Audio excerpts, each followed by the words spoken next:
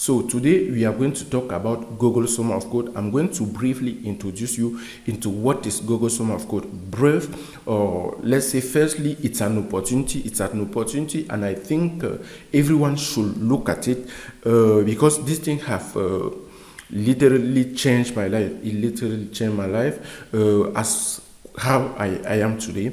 It gave me a lot of money when I was still a student. Today, you don't need to be anymore a student before you do Google Summer of Code. So Google Summer of Code is that competition that's launched every year since 2005 by Google. And the good thing is that their objective is to introduce students into open sources project and let them try to work with a real project in their life. And the more and more they give you some stipend, and not little stipend. Maybe someone who is in US or in Europe, it can be a little low, but here in Africa, as I was based, or I think I still based, it was a huge amount of money. You know, when you convert that dollar, because they are giving, today they have not yet set the rules, because the rules are keeping changing every time. In the past, they give $5,500. And I think this was a lot for me, and it has really changed my life. Just first of all, you can see in the screen that in 2016 I successfully completed, and that was the second time, because I did this again in 2015, or no, in 2014 and 2015. Actually, this is because the certificate came after some time, and this was so cool, so cool, so cool, and I learned a lot from this organization. I worked, let's say, my first year with the Apache Software Foundation as an organization, and in the past, or in the next year, I worked with this MIFOSH initiative. The MIFOSH initiative was the quite interesting one, because it was more useful as a project, or let's say something that everyone is using. But the first one was mostly about processing. So it was a kind of software that is useful, but not commonly like this second one called MIFOSH initiative, because it was actually a software that bank used to manage everything, like from cashier to create account, from this. In fact, everything a bank needs. It's a complete banking software, and it's open source. It's open source. It means you can set it up without really paying anything. So if everyone, it could be an opportunity even for someone that is working there to maybe want a market or a project to set up or to install the software in a certain bank. So why not? It's possible, because I know some of my guys that we worked there together that time, that today, they are able to use it and set. In fact, they are working with banks today. So the good thing is that in 2020, just 2 years ago, I was a mentor, still with the same organization. And you can see that I actually have the credibility to talk about it and to give you all the tips that you need to be selected, and took that opportunity. So stay tuned and let me present this opportunity to you. And I was saying this is a very special one, because it's both French and English. So I will be speaking in French and in English too. So let me go very fast so that today we get what we need to know about Google Summer of Code. I will be doing a subsequent video to now give you all the tips, because the rules are not yet out and I cannot start talking, because progressively you see what it is and we'll talk about it. Now, I also won a competition launched by Microsoft. As you can see here the signer. At that time, it was in 2014. I was a little beginner, and we built a Windows software at that time. So we are going to talk about such opportunities that can change your life, and you are going to get some good thing out of it, maybe work or maybe some good money. Now, je disais tantôt que c'est très intéressant, parce que lorsque vous commencez vraiment à bosser avec des pareils trucs, ça booste complètement votre niveau en termes de développement et ça vous donne aussi beaucoup d'argent qui peuvent, en fait, vous savez, l'argent est très important, comme je dis toujours. Ça vous permet complètement de changer votre vie et de devenir de plus en plus grand développeur et ainsi de suite. Donc aujourd'hui, nous allons très brièvement vous introduire à Google Summer of Code et nous allons faire des vidéos par la suite, je vais dire un peu plus tard, lorsque les règles de jeu de Google Summer of Code seront out, comme on dit, donc seront publiées. Et là, nous aurons encore une autre vidéo plus détaillée lorsque les applications des étudiants ou des contributeurs vont commencer pour mieux vous donner tout ce que vous avez besoin pour contribuer à fait ou pour être sélectionné. J'en ai écrit même des articles dont je vais prendre la peine de mettre le lien dans la description. Et déjà, comme vous connaissez, what is open source? Voilà, nous allons commencer déjà à parler de ce qu'on appelle les logiciels libres. Computer software where the source code is distributed under an open source license that allow anyone to study, change, improve, and distribute the software. When we talk about open source, it's just simple. A software, but that you can get the source code. You know, a software, actually it's some source code that a developer have written, and then you can take that source code, maybe compile it or deploy it and use it. Now, it's open, it means that source code, like people are asking me from some videos here that please, we need the source code. It means you are looking for an open source. I never told you that what I'm doing here is open source, right? So stay tuned. It promotes collaboration. Yeah, open source now is different because so many people are working together on the same project for free, and they know it's going to be used by so many people too. So the community is most of the time just made by developers and so on, but it's good to learn how to contribute to open source. I think I will be doing a very concrete practical video sometime ago on open source. Donc, si je disais les logiciels libres, c'est la première des choses que vous devez connaître si vous pensez à Google Summer of Code. Parce que lorsqu'on parle des logiciels libres, il s'agit tout simplement des logiciels, n'importe quel logiciel, qui vous donne la possibilité d'avoir le code source complète et que vous pouvez la manipuler, vous pouvez même améliorer ou customiser à votre goût et puis l'utiliser à votre guise. Donc, comme bon vous semble quoi. Mais ça permet également la collaboration parce que les open source, c'est des logiciels qui sont développés par des millions d'utilisateurs. Vous demandez, vous savez, comme vous codez chez vous là, imaginez que vous vous trouvez dans une situation où il y a 1 million de personnes qui travaillent sur le même code. Voilà, c'est des trucs comme les Python, les C, les PHP, tout ça, ce sont des logiciels libres en fait. Et bien, comme je disais, le logiciel bancaire dont j'ai travaillé avec lorsque j'étais encore avec Mifos Initiative, c'était un truc qui avait des dizaines de milliers de développeurs. Et là, vous allez apprendre en participant à Google Summer of Code comment travailler avec tous ces genres de gens. Donc, Google Summer of Code is an annual international program designed to encourage contributors to participate in an open source software under the guidance of a mentor from an open source community. Voilà, ici, Google Summer of Code, c'est là. C'est challenge, je vais dire c'est un challenge parce que c'est très compétitif, surtout à nos jours. À l'époque, c'était encore un peu pas ça, mais c'était aussi beaucoup compétitif.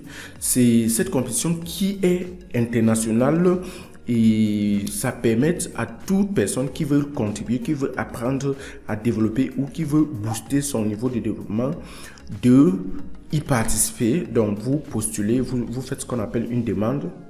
Apply in English. Et quand vous êtes sélectionné, on vous assigne ce qu'on appelle un mentor qui va vous aider, vous encadrer à pouvoir développer et vous familiariser avec l'organisation très facilement et le projet et tout parce que généralement les open source sont très grands en termes de projet.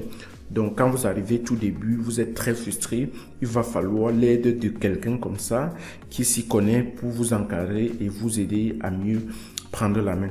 Donc c'est un peu ça Google Summer of Code. Okay, about GSOC? GSOC is a global program focused on bringing more contributors into open source software development. The program is open to all newcomers of open source that are over 18 and old. You see, yeah, that's one of the rule now. Before it was say you must a student, and the contributors work on a medium-sized project of 175 hours or large projects of up to 350 hours. So before it was actually just around 180 hours. So they are changing rules every year, and the rules of this 2022 is not yet out. So keep watching, subscribe to the channel so that you will not miss the next video, because it will be more concrete and give you all the tips you need to get selected in 2022. The standard coding period is 12 weeks. However, contributors can extend their project to next to 22 weeks. You just see 12 weeks is actually 3 months, and most of the time, most of the projects are going to be around that 3 months. So contributors work in an open source organization under the guidance of a mentor while earning stipend for successful completing their project. Oui, et bien évidemment, vous gagnez un peu d'argent lorsque vous travaillez. Le projet peut durer entre 175 et 350 heures. Et la règle numéro 1 ici qu'il faut retenir, c'est que vous devrez être au moins à 18 ans ou plus le jour que vous êtes en train d'envoyer votre demande, right, as you are applying. Donc c'est cette contribution, donc comme je l'ai dit, ça vise tout simplement à aider les développeurs ou à promouvoir, voilà, à promouvoir les logiciels libres. Et pour ça, ils payent des contributeurs, ils payent des nouveaux gars qui sont intéressés par les logiciels libres pour qu'ils puissent écrire du code, et que même à la fin de GSOC, qu'ils puissent rester. Comme on dit ici, the goal of the program is to introduce contributors to open source software development, help open source project bring a new exciting developer who stay involved in the community after the program. Vous voyez, vous devrez rester, en fait, l'objectif c'est que vous puissiez continuer à développer, travailler avec la même organisation, je veux dire le logiciel libre, après même que vous ayez fini votre challenge ou votre programme de GSOC. Donc, créellement open source code, oui, on a vraiment besoin qu'il y ait plus de logiciels libres. Give contributor exposure to real world software development, scenario, testing, version control, licensing, distribution, development. Vous voyez un peu, donc ça vous aide et à vous introduire dans ce qu'on appelle les systèmes de contrôle de version. Ça vous donne la possibilité de travailler sur des vrais logiciels très robustes qui sont utilisés vraiment dans le monde réel. Et qu'est-ce que c'est que les licences, les testings et la collaboration, travailler avec plusieurs autres personnes et un peu tout ça. Donc, how does that work? Brièvement, voici toutes les 6 étapes essentielles de tout le programme Google Summer of Code. You need to choose an open source software project and apply to, open source software project apply to be a mentor organization. We are here. Et lorsque on dit cela, ça veut dire quoi? Ok. Voilà. Nous sommes ici. Et lorsque vous êtes... donc, la première étape, c'est que tous les logiciels libres qui souhaitent que Google les encourage ou les aide à avoir plus de contributeurs, ils font ce qu'on appelle une demande pour devenir une organisation, une mentor organisation. Donc, ce qui se passe, c'est que Google prend la peine de choisir les mentors qui sont intéressantes. Je veux dire les organisations qui sont intéressantes, et puis les dire nous on vous a accepté. So we are going to apply, mentor organizations are going to apply, Google is going to accept. Now when they accept the contributors, which means everyone like you, I am training you to be selected as a contributor, you are going now to apply by written a project proposal. So you go through the list of all the projects that organization. You first choose your organization based on your competencies, skills like maybe you are good in Python, you just be selecting. There's a way to search or to filter organization based on programming or skill you have, and then when you choose, you look for projects and you pick one that you think you are able to do, and you write what you call a project proposal. It's a kind of small book. It's a booklet that is around 30 to 40 pages. You are giving all your methodology, the program, the libraries, the algorithm, everything you are going to use to be able to solve the problem or to write that project. Now, ici, quand les organisations sont acceptées, la prochaine phase, c'est que les contributeurs, qui sont vous, en fait, moi je suis ici pour vous apprendre en tant que mentor, pour que vous puissiez être sélectionné pour commencer à contribuer. Donc, les contributeurs, ils demandent, ils appellent aussi, donc ils soumettent les demandes.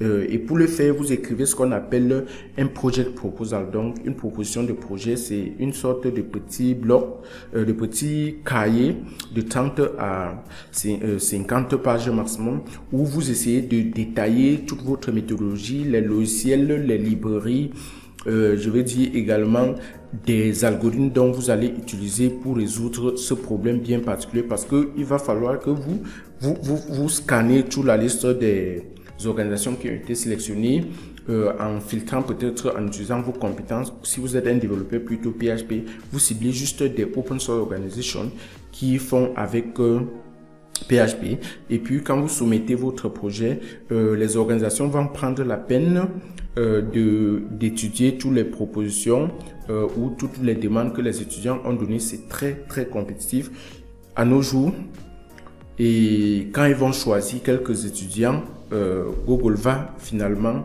les dire: bon, vous avez été sélectionné, et puis ils vont vous donner les petits stipends, peut-être $500 pour que vous puissiez acheter un peu de la connexion internet si vous n'en avez pas assez, ou réparer votre ordinateur si elle dérange, ou acheter une nouvelle machine. Et puis vous pouvez commencer directement à coder. Après, il y aura une évaluation après 1 mois et demi, et si vous êtes toujours partant, si vous avez pu faire ce qu'on attendait de vous, après ces 1 mois et demi, on passe à l'étape supérieure qui est la fin du projet. Quand vous finissez, votre mentor, au fur et à mesure que vous êtes en train de coder, il est en train de vous encadrer. Quand vous finissez, il peut dire à Google qu'il a bien fait le projet, et Google vous délivre un certificat comme ce que je vous ai montré au début de cette vidéo. So after you start working with your organization, you got some stipends because you have to be selected by Google, and then after you got your stipend, you start working. The mentor is guiding you, you work, and then after the 1 month and a half, you should have an evaluation, and the evaluation is made by, you are being evaluated by the mentor evaluates you. If you pass, you continue and you work till the end. After the 12 months, if you did what you were expected to do, you are going to be evaluated and pass the program, and then after some time you are going to get your certificate, as what I just showed you before we started this. So frequently asked question: how much time do you need to spend on the project? Donc ça dépend purement. Si on vous demande il vous faut combien de temps pour travailler, donc normalement c'est 12 mois, mais ça peut aller jusqu'à 22, c'est 12 semaines, ça peut aller jusqu'à 22 semaines, mais en principe c'est trop challengeant. Vous devez travailler environ 8 heures de temps par jour. Je crois bien, même quand vous êtes étudiant, vous n'êtes plus étudiant, on n'est plus obligé d'être étudiant, donc 8 heures de temps par jour. Mais si vous êtes vraiment professionnel comme moi, à nos jours, je pense que même 3 heures de temps par jour est suffisant, et au bout de 3 mois, vous avez vos $3,000, qui est très utile ici en Afrique. I am new to open source. Can I participate? Oui, si vous êtes nouveau dans les logiciels libres, oui, vous pouvez bien participer, et c'est même l'objectif ici. Je veux me rassurer qu'au moins une personne soit sélectionnée cette année. Donc, restez scotché. Vous aurez le lien de mon WhatsApp, vous pouvez me contacter personnellement, et le lien de plein d'autres choses ici en bas dans la description. Donc, ne manquez pas de consulter la description. Surtout, likez la vidéo et abonnez-vous à la chaîne, parce que si vous ne vous abonnez pas, vous n'aurez pas l'occasion de voir la suite des vidéos. Et laissez des commentaires dans la description, je vais vous répondre. Mais la seule condition, si vous êtes nouveau, c'est que vous ayez au moins 18 ans ou plus. Voilà. Comme j'ai parlé déjà de l'évaluation, c'est en 2 temps, midterm et final evaluation. Eligibility, vous devrez avoir plus de 18 ans et être dans un pays qui est éligible en fait. Donc, if you can say eligibility, we are talking about you must be in a country that it's being accepted by Google, because there are some non-resident of US embargo country that Google doesn't accept. In fact, there are some countries around the world that Google doesn't permit them. I don't know why. It depends on their rules. And you should have not participated to Google more than once. So if this is your second time you want to participate, then you are still okay. If you have already won twice like me, you are not anymore eligible. You can become a mentor and so on. So the program timeline, as you can see, it's very important that you book this. How do you say, you add to your calendar? Organization application open on February 7. So les organisations vont commencer à postuler d'ici le 7 février. Organisation accepted in March 7. Donc ils ont environ un mois clair pour envoyer les demandes et Google étudie les candidatures et les accepte. Donc le 7 mars, contributors submit their proposal. Donc en avril, le 4 avril, c'est ouvert. Donc c'est un jour très spécial pour tous ceux qui regardent cette vidéo et qui sont intéressés par cette opportunité. Le 4 avril, c'est la date dont vous allez commencer à soumettre vos propositions de projet jusqu'en mai. Vous avez aussi environ un mois. Et du 4, peut-être vous avez 2 semaines environ, du 4 et peut-être jusqu'au 20 avril. Et puis maintenant, ils prennent la peine d'étudier les dossiers et en mai, le 20 mai, ici au Cameroun, c'est une fête nationale. Ils vont postuler, ils vont publier les résultats de tous ceux qui ont été sélectionnés. Maintenant, vous allez commencer à bosser en juin et les midterm evaluation vers juillet. Et puis, si tout se passe bien, en septembre, le 20, vous avez fini avec le sommet. Et si vous avez tout bien fait, vous aurez eu beaucoup d'argent, environ 2 millions de francs CFA. Moi, je pense que c'est pas petit pour un Africain, c'est pas petit pour celui qui est en Europe et qui a des difficultés à trouver un job, et il peut saisir cette opportunité. Donc, c'est un peu ça. S'il faut parler un peu des statistiques, depuis le 2005, je pense que ça doit faire en moyenne 17 ans que Google a lancé, et chaque année, sans exception, il le lance et la compétition devient de plus en plus rude. Moi, je l'ai eu en 2014 et en 2015. En 2020, j'ai été mentor. Vous voyez un peu. So, around, since 2005, over 18,000 and plus participants from all over around 112 countries have been accepted into GSOC. Over 17 mentors from 124 countries have been accepted. 46 open source organizations have participated. You see a bit. Approximately 40 million or 90 million and plus line of code have been produced. You see the power of it. And if you want to talk about money, Google has spent like maybe $1 billion already on this project. Still very true. So this is an opportunity for me, and I think you need to really seize it. Donc, comme je disais, il y a plein de gens qui ont déjà bossé. Il y a environ 40 millions de lignes de code qui ont été déjà produites derrière Google Summer of Code. Bien sûr, pour les logiciels libres, environ 746 organisations, je veux dire des logiciels libres, 17 000 mentors où j'en fais partie. C'est intéressant. De presque 124 pays jusqu'à 18 000 contributeurs, qui veut dire des étudiants qui ont travaillé sur les logiciels libres depuis d'environ 112 pays. Donc, voici les ressources qui peuvent vous aider. Le premier, c'est le site de GSOC même. Et si vous avez des questions, n'hésitez pas à les laisser. Surtout, abonnez-vous à la chaîne, likez. Je vais aller sur le site directement pour vous montrer au moins le lien et vous montrer brièvement en quelques minutes à quoi comment c'est. Voilà, voici le site officiel de Google. C'est Summer of Code with Google. Je vais mettre le lien dans la description également pour ceux qui sont intéressés. En fait, commencez déjà à consulter ça. Vous voyez un peu à quoi ça ressemble. C'est un site fait purement, le front-end c'est avec du JavaScript et ils ont ajouté ce qu'on appelle les Progressive Web Apps. Parce que même sans connexion Internet, ce site peut marcher si vous l'avez déjà consulté au moins une fois. Et vous voyez un peu, c'est très intéressant. Ils font les récaps de tout ce qui, et vous voyez ici environ 40 millions de lignes de code et c'est un peu très intéressant. Donc restez scotché,